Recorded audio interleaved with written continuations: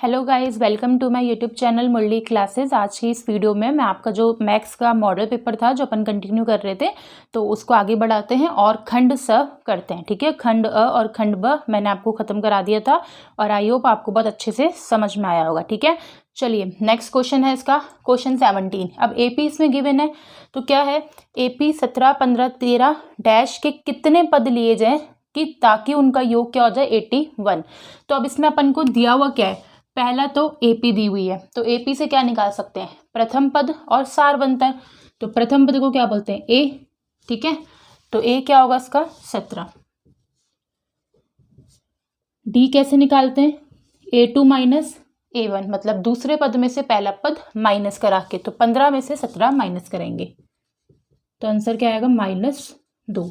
ठीक है, उसके बाद पूछ क्या रहा है, कितने पद लिए जाएं, तो पद को क्या बोलते हैं, n। तो अपन से क्या पूछ रहा है, n। और योग कितना दे रखा है, मतलब Sn कितना दे रखा है 81।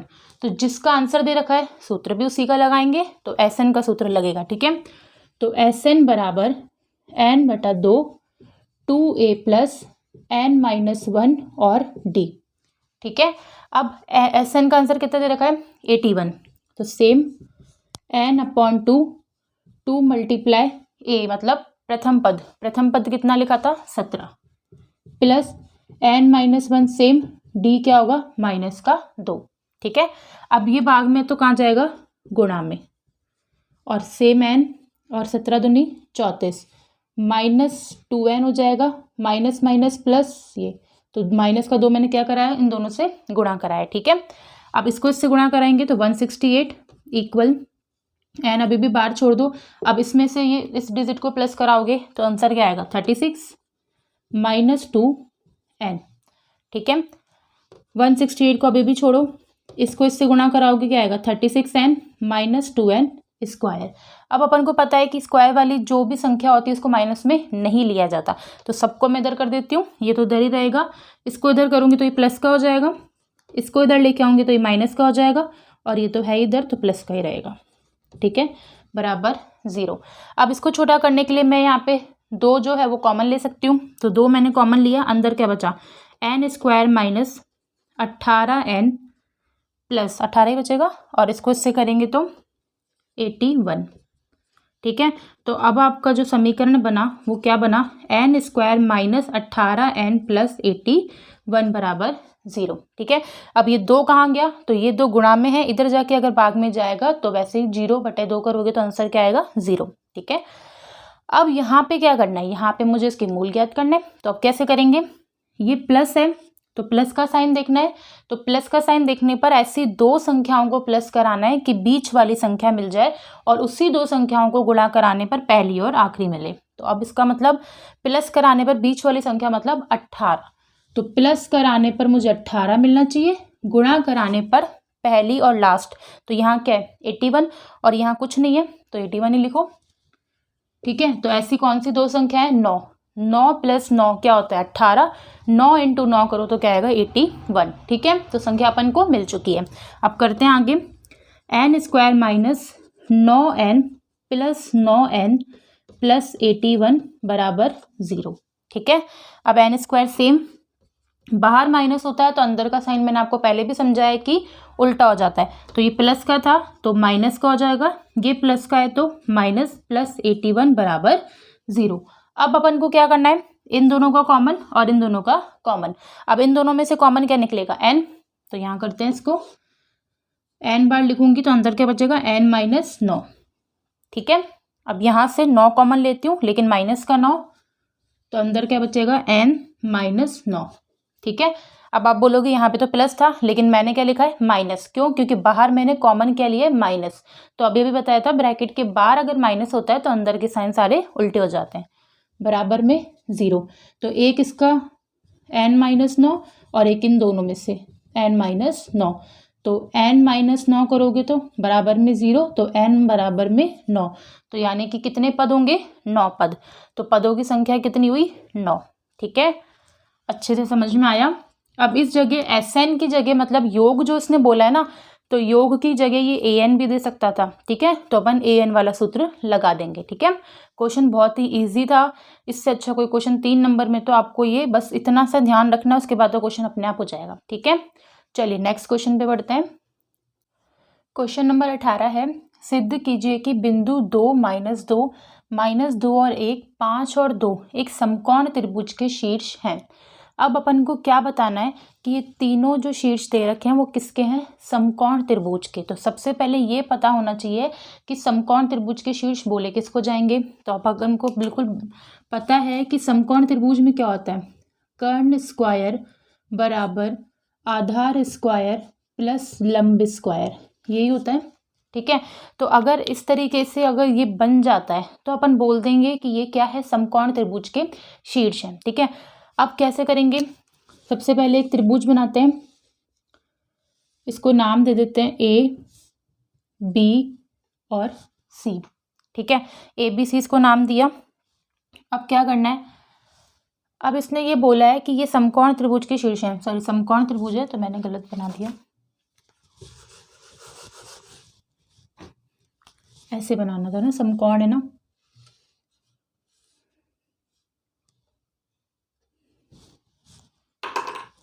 ए बी सी, ठीक है। तो ए का पहला शीर्ष हीरा, बी का हीरा और सी का हीरा, ठीक है। अभी बोल रहे हैं कि बताना है कि समकोण त्रिभुज के शीर्ष हैं। तो चलिए अब सबसे पहले मुझे कर्ण स्क्वायर चाहिए, तो कर्ण क्या है यहाँ पे, बी सी, फिर मुझे चाहिए आधार स्क्वायर मतलब मुझे ए बी चाहिए, फिर मुझे चाहिए लंब मतलब ए सी, ठीक है। तो मैंने डायरेक्ट क्यों नहीं कराया, क्योंकि पहले आपको समझ में आना चाहिए कि आप कर क्या रहे हो, ठीक है। डायरेक्ट का कराने का मतलब है कि आप इसको रट्टा मारोगे, ठीक है।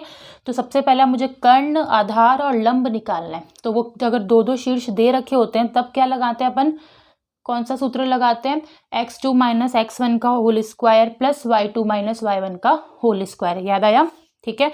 दूरी का जिसको सूत्र बोलते हैं वो लगाएंगे, ठीक है। चलिए सबसे पहले अपन निकालते हैं ए बी, ठीक है, x2 - x1 का whole square plus y2 - y1 का होल स्क्वायर, ठीक है, याद आया सूत्र। चलो करते हैं। अब अपन को चाहिए x2, तो मतलब -2, फिर ये माइनस का होल स्क्वायर प्लस y2 मतलब ये 1 माइनस और -2 का होल स्क्वायर। देखो इसको बोलते हैं x1, इसको बोलते हैं x2, इसको बोलते हैं y1, इसको बोलते हैं y2। तो उस अकॉर्डिंग मैंने इसको लिखा है, ठीक है। चलो आगे करते हैं।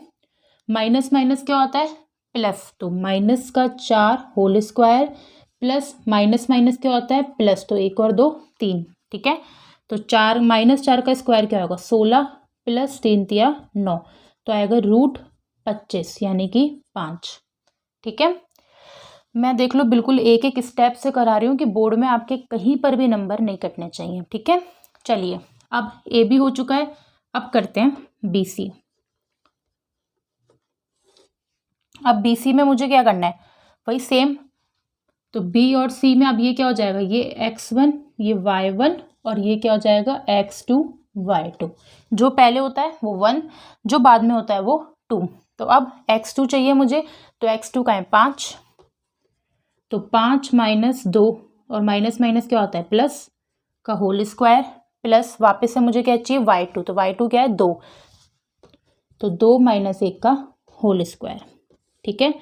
5 और 2 7, तो 7 का होल स्क्वायर प्लस 1 का होल स्क्वायर, ठीक है। तो ये 7 7 जो क्या होता है 49 प्लस 1, तो क्या होगा √50, ठीक है। अब आगे बढ़ते हैं। अब क्या बचा, ए सी, ठीक है। तो अब ए सी के लिए मुझे क्या करना पड़ेगा, x2 - x1 plus y2 - y1, same, तो ए आगे है तो ये सेम और ये सी, ठीक है। अब x2 क्या है 5 - 2 का होल स्क्वायर प्लस 2 - 2 का होल स्क्वायर, तो 5 - 2 क्या होता है 3 का, प्लस 2 प्लस माइनस माइनस क्या होता है प्लस, तो 2 + 2 क्या होता है 4, तो 4 का होल स्क्वायर, 3 का स्क्वायर 9 प्लस 4 का स्क्वायर 16, तो क्या होगा रूट 25। तो रूट 25 का तो अपन को पता है ये 5 होता है, ठीक है। रूट 50 का नहीं होता, इसलिए मैंने इसको ऐसे छोड़ दिया। तीनों भुजा अपन निकाल चुके हैं। तो अब क्या होता है कर्ण स्क्वायर। तो कर्ण मेरा क्या था BC, तो अब मैं लिखूंगी BC का स्क्वायर बराबर आधार स्क्वायर, आधार क्या है मेरा AB, तो AB का स्क्वायर प्लस फिर क्या है लंब, तो लंब क्या है मेरा AC, इसका स्क्वायर, ठीक है। अब BC कितना निकला था रूट 50, रूट 50 का स्क्वायर करेंगे। AB कितना निकला था 5, इसका स्क्वायर प्लस AC 5 इसका स्क्वायर। अब रूट 50 का स्क्वायर क्या होता है 50 ही, और 5 का स्क्वायर 25, और यहाँ पे भी 25, तो 50 बराबर 50, ठीक है। इसको सॉल्व करके भी दिखा सकते हो, चाहिए तो आप यहाँ तक भी छोड़ सकते हो, ठीक है। अब देखो इसने क्या बोला, अब जो कर्ण था, जो कर्ण का आंसर आया वो किसके बराबर है, दोनों भुजाओं के वर्गों के बराबर।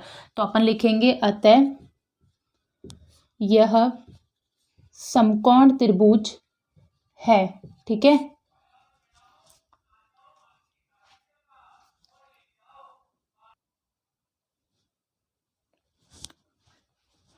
समकोण त्रिभुज है क्योंकि सबसे बड़ी भुजा कौन सी होती है समकोण त्रिभुज में, कर्णी, तो अपन इसको लिखेंगे सबसे बड़ी भुजा का वर्ग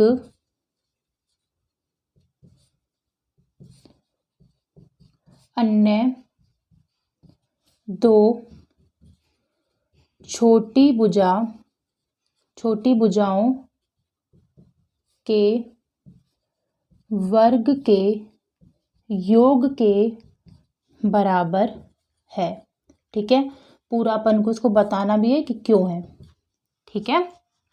क्लियर, अच्छे से समझ में आया, ठीक है। और अगर अभी तक अब आपने मेरा चैनल सब्सक्राइब नहीं किया है तो जल्दी से मेरा चैनल सब्सक्राइब कर दीजिए और इस वीडियो को शेयर कीजिए एंड लाइक कीजिए, ठीक है।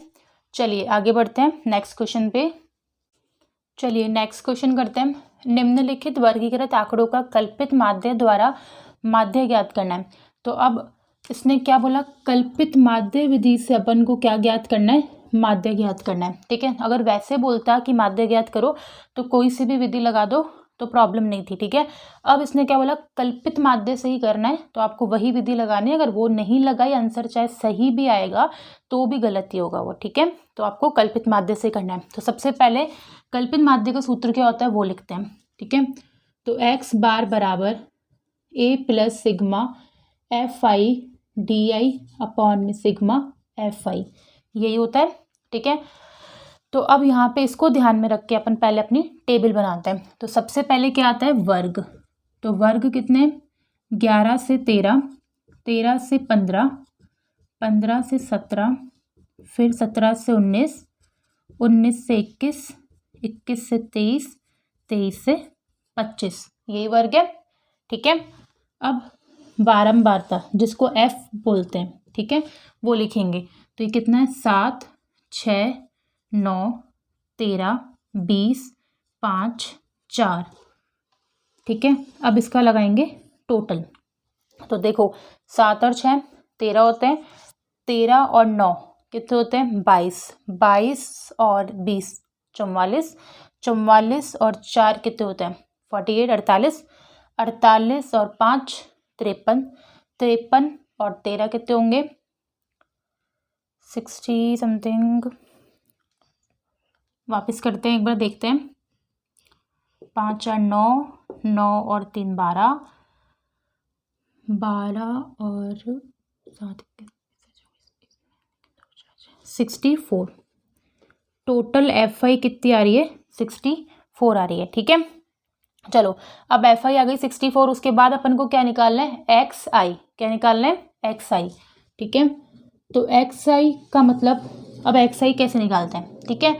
तो ये अच्छे से सीख लेना क्योंकि बहुत क्वेश्चन है जहाँ पे आपको xi बनाना पड़ेगा, ठीक है। तो xi निकालते हैं दोनों वर्ग को प्लस करके बटे में 2। मैं यहाँ पे लिख भी देती हूँ कि भूलो ना। xi कैसे निकालते हैं, उच्च सीमा प्लस निम्न सीमा, ठीक है। उच्च सीमा बटे में प्लस निम्न सीमा बटे में कितना आएगा 2, ठीक है। चलो अब उच्च सीमा प्लस निम्न सीमा बटे में 2, तो दोनों जो सीमा है उसको प्लस करना है। तो 11 और 13 को प्लस करो, क्या आएगा 24, 24 में 2 का भाग 12। ठीक है, ऐसे ही यहाँ पे करो 13 और 15 28, 28 में 2 14। तो अब देख लो यहाँ पे 2 का अंतर है और इनमें भी 2 का अंतर है, तो पूरा निकालने की जरूरत नहीं, 2 2 का अंतर कर दो। ये हो जाएगा 16, 18, 20, 22 और लास्ट 24। ठीक है, अब आगे आते हैं जो अपना होगा DI। ठीक है, अब DI कैसे निकालते हैं, XI माइनस A करके। A का मतलब होता है कल्पित, मतलब कल्पना करना। अब XI में से कोई भी एक संख्या आपको A माननी है। ठीक है, तो कैसे मानोगे, लास्ट वाली छोड़ दो, फिर ये वाली छोड़ दो, फिर ये बीच वाली जो संख्या है उसको मानना। ठीक है, और कभी ऐसा होता है कि बीच में 2 संख्या आती है, तब क्या करोगे, तो कोई सी भी मान लेना, आंसर आ जाएगा। ठीक है, तो बीच वाली संख्या मेरी क्या है 18, तो मैं इसको मानती हूँ। अब देखो 12 में से 18 गए -6, 14 में से 18 गए -4, 16 में से 18 गए -2, 18 में से 18 गए 0, 20 में से 18 गए 2, 22 में से गए 4 और ये 6। ठीक है, मैं यहाँ से इसको इरेज कर देती हूँ, वापस अपन लिख लेंगे इसको। ठीक है, यहाँ आएगा FI/DI लास्ट कॉलम। ठीक है, FI/DI का मतलब जो DI आपने निकाला उसको FI से गुणा कराना है। ठीक है, तो 7 × 6 -6, तो -42, 6 × -4 क्या होगा -44, 9 -2 -18, 13 × 0 0, 20 × ये, सॉरी हाँ सही है ना 40। ठीक है, इसको इससे करेंगे तो आएगा 10, इसको इससे करेंगे तो आएगा 24। ठीक है, सही है। चलिए अब इसको प्लस करवाते हैं, देखते हैं क्या आंसर आता है। माइनस माइनस को एक साथ प्लस करवा देते हैं, तो इनको प्लस कराएंगे तीनों को, तो क्या आएगा 4 और एक कैरी का लगाएंगे, 4 5 6 7 8। ठीक है, अब इनको प्लस कराते हैं, देखते हैं क्या आता है। 4 5 6 7 74। ठीक है, कहीं पे मिस्टेक हुई है क्या, चलो देखते हैं एक बार, वापस रीचेक कर लेते हैं कि कहीं गलती तो नहीं हुई है। इसमें से ये गया तो -6 आएगा, इसमें से ये गया तो -4 आएगा, इसमें से ये गया -2 0, फिर ये 2, फिर ये 4 और ये 6। यहाँ तक तो सही है। आगे देखते हैं 7 6 9 13 20 5 4 6 चौक 24, 5 चौक 20 होगा ना यहाँ, सॉरी। ठीक है, तो ये 8 हो जाएगा। ठीक है, अब देखो ये माइनस का 84 आ रहा है और ये क्या आ रहा है प्लस का 84। माइनस प्लस क्या होता है माइनस, तो ये दोनों कैंसिल होकर आंसर क्या होगा 0। तो सिग्मा FI/DI का आंसर क्या आएगा 0। ठीक है, क्लियर। चलो अब इसका सूत्र लगाते हैं, x बार बराबर A plus sigma FI/DI upon में सिग्मा FI। ठीक है, A मतलब कल्पित माध्य, क्या माना था 18, तो 18 प्लस सिग्मा FI/DI, FI/DI का आंसर क्या आया था 0 अपॉन में FI कितना आया था 64, तो इसमें से इसका भाग दोगे तो वैसे ही 0 आएगा, तो आंसर क्या आया तुम्हारा 8। ठीक है, आया अच्छे से समझ में। ठीक है, इस तरीके से करना, जरूरी नहीं है कि कल्पित माध्य बोलेगा, पद विचलन भी बोल सकता है, या कोई विधि ना बोले ऐसे ही बोल दे माध्य निकालो। ठीक है, एक क्वेश्चन तो ये आने वाला है ही, एक भी नहीं 2 आएंगे शायद। ठीक है, चलो नेक्स्ट करते हैं। क्वेश्चन नंबर 20 है, सिद्ध कीजिए कि किसी वृत्त के किसी व्यास के सिरों पर खींची गई स्पर्श रेखाएं समांतर होती है। ये 3 नंबर का आपका क्वेश्चन है और खंड सर्कल लास्ट क्वेश्चन है। ठीक है, चलिए अब इस पर सबसे पहले तो इसकी आकृति बनानी है, अपन को एक वृत्त बनाना है।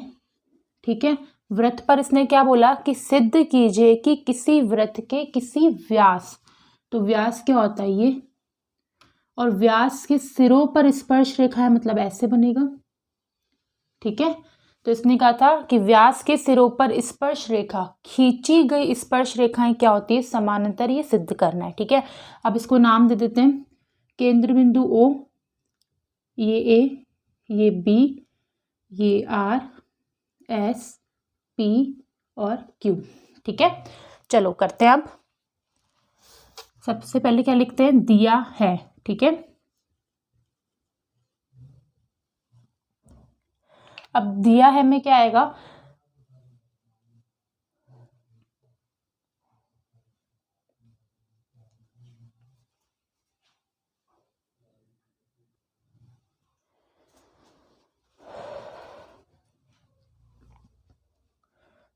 दिया है ओ वृत्त का केंद्र है। ठीक है, सबसे पहले अपन जो सिद्ध करने वाले क्वेश्चन है उसमें यही लिखते हैं कि दिया है, फिर रचना अगर की होती है तो रचना लिखते हैं, उसके बाद जो सिद्ध करना होता है वो आता है, उसके बाद आती है उत्पत्ति। ठीक है, तो ये 4 स्टेप फॉलो करके फिर आपको आंसर करना है। ठीक है, तो सबसे पहले क्या लिखेंगे अपन, दिया है तो ओ क्या है, वृत्त का केंद्र है। ठीक है, ए बी क्या है, वृत्त का व्यास।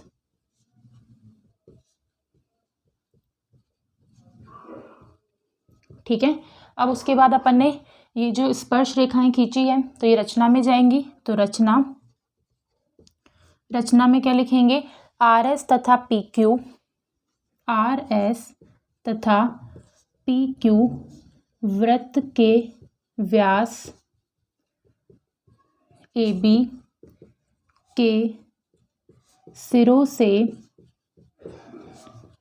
खींची गई स्पर्श रेखा है। ठीक है, ये रचना में है। इसको अपन ऐसे भी लिख सकते हैं कि वृत्त के व्यास ए बी के दोनों सिरों से स्पर्श रेखा आर एस और पी क्यू खींची। ठीक है, ऐसा भी लिख सकते हो और इसको इस तरीके से भी लिख सकते हो। उसके बाद अपन आते हैं सिद्ध करना है। ठीक है, तो सिद्ध क्या करना है अपन को कि जो स्पर्श रेखाएं खींची है वो क्या है, समांतर है। तो स्पर्श रेखा कौन सी है, पी आर एस और पी क्यू। तो अपन लिखेंगे आर एस व पी क्यू समानांतर है, ये अपन को सिद्ध करना है। ठीक है, अब आती है उत्पत्ति। अब यहाँ से अपन स्टार्ट करेंगे।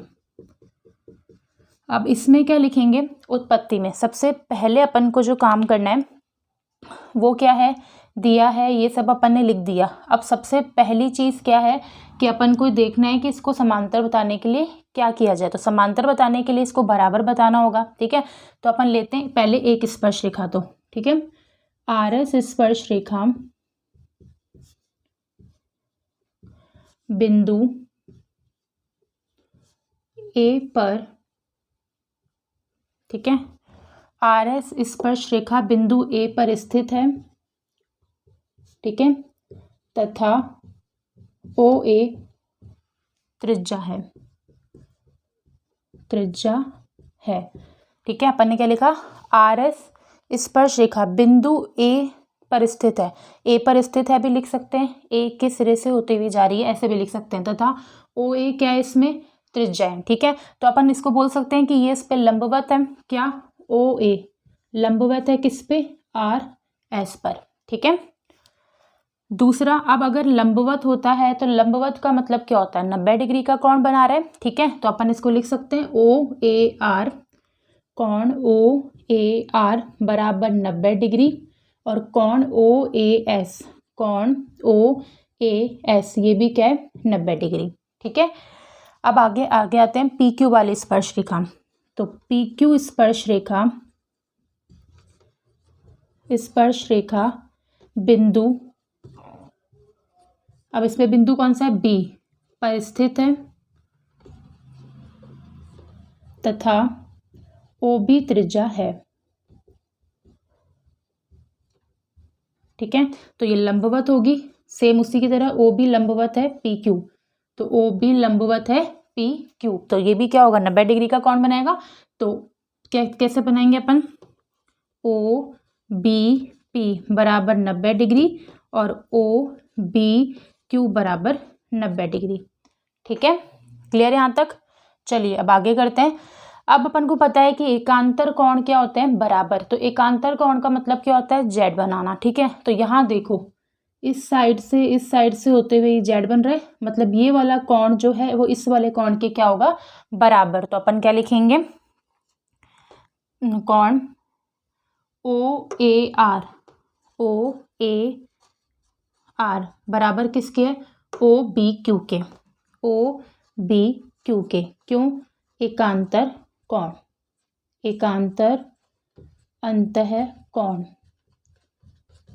ठीक है, उसी की जगह ऐसा यहाँ पे भी करेंगे, यहाँ पे भी देख लो जेड बन रहा है, एकांतर कोण है।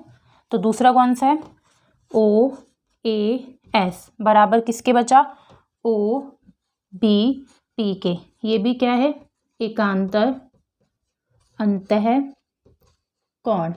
ठीक है, अब समांतर कब बताया जाता है, जब वो दोनों कोण क्या हो, बराबर। और यहाँ देख लो ये दोनों कोण क्या है, बराबर। तो अतः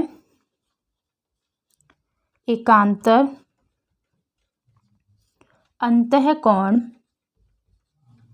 बराबर है। ठीक है, तो आगे का यहाँ लिख देती हूँ। ठीक है, चूंकि तो अब हम बोल सकते हैं कि आर एस जो है वो समांतर क्या है, पी क्यू के।